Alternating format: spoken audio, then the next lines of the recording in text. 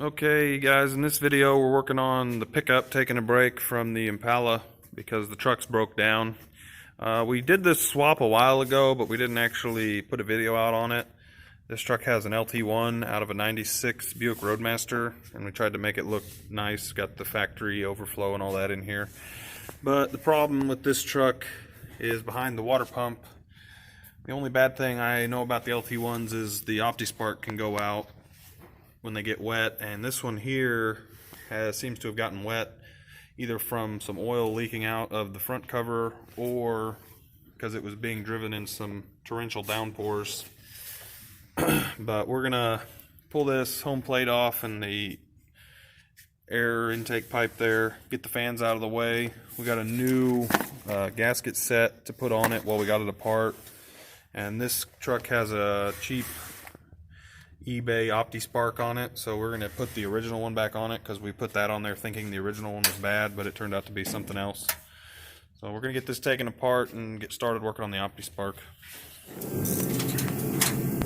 Alright, we got the fans off and the home plate. Pulled the water lines off, made a bit of a mess in the floor, caught most of it in the bucket. So now we've got 6 bolts to pull the water pump off. And then we'll have to get the harmonic balancer off and the Opti-Spark will be ready to come off. Got the water pump off. You can see all the oil in here that's been leaking out of one of the seals. Probably the one behind the Opti-Spark is what's leaking the worst, but we'll get it off and see what actually is happening. Alright, got the harmonic balancer puller on, getting ready to try to pull this harmonic balancer off so we can get to the rest of the Opti-Spark bolts.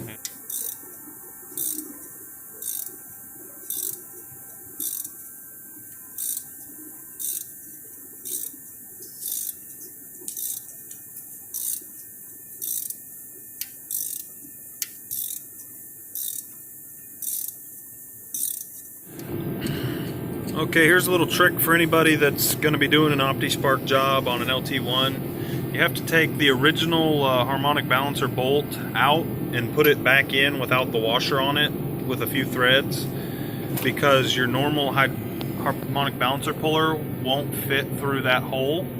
So you have to just set the bolt in there so it has something to push against. Just a little tip so you don't frustrate yourself trying to push the end of this through that little hole. You can see where it lines up because we tried that for about 3 turns till I remembered you had to do that. Got the seals pulled out. Got that's your water pump, distributor, and crank pulley. So we got those out, clean them up a little bit, and then we're going to get the new seals pressed in, and we'll show you a trick on this seal here, because if you put it in without the special tool, it will ruin the seal and it'll leak just as bad as it did before you started.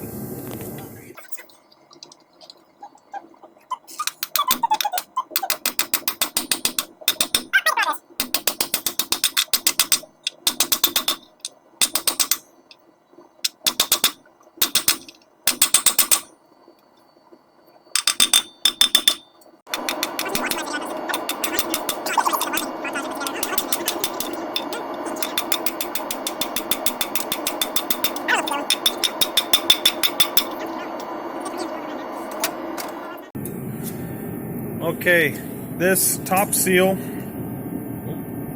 very small, but you can see it's got a lip on the inside and the outside, and if you just were to put this on there and hammer it in, you'll end up folding this seal out and then it'll leak. So they sell a tool on the internet. It's aluminum and it fits right inside there, and it'll fit right over this this shaft.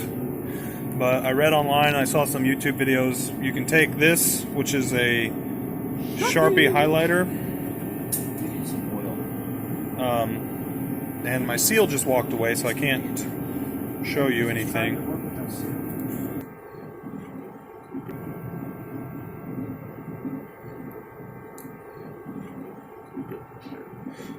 Anyways, this seal slides right over the Sharpie,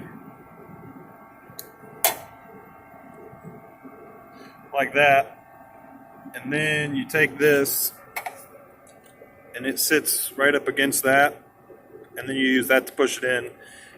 And it doesn't fit exactly as good as the kit you buy, but it saves you about $15 and a few days if you have to do this in a pinch.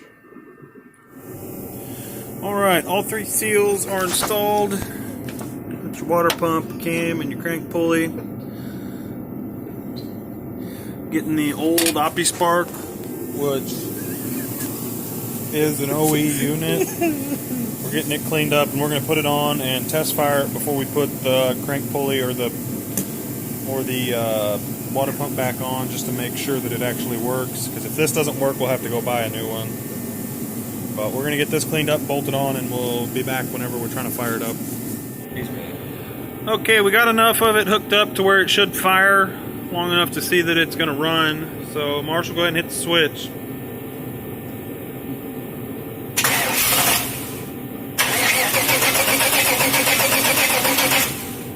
Okay guys, a couple updates. We put the air intake tube on it so that it would get a reading on the mass airflow sensor. We were just covering this hole with our hands. We had a small explosion, but we'll get to that in a second. The reason it didn't start the first time is because we've been messing with the fuel pump wiring. We're getting rid of the dual tank setup, and this wire wasn't attached, which we're going to run under the truck and through the firewall like it should be. But we were spraying WD-40 in the intake to see if it would start, and it slightly exploded. But it should start now. Go ahead, Marshall.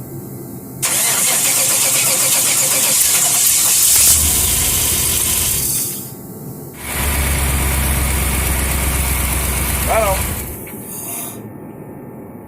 Okay, so after changing all this stuff, turns out it wasn't the Opti-Spark, even though that's what everything on the internet tells you, that the Opti-Spark always goes out. It was either the coil or the module. So we went out back and pulled the one off of my Chevette, which you can see in some of our other videos, which also has an Lt1. We just threw them on there and it fired right up. So probably the module, since the coil on that one was new when we did the swap. But we're going to go ahead and get this thing put back together now. Okay, it's all back together. Got the radiator fans back on. We filled it up with what coolant we kept, because the coolant was pretty new anyways. Letting it warm up a little bit, and we'll have to add some more coolant tomorrow probably. This video here shows you that even if you think you know what's wrong, you probably don't. So, all that work to take all that apart to get to the Opti-Spark, and the problem was right here. Well, we think it's the coil, the module, but it could have been the coil. But we're going to take the coil and have it tested, and then we'll get this one put back on the Chevette once we get one for the truck. But that'll do it for this video. Thanks for watching, like and subscribe, and leave a comment below.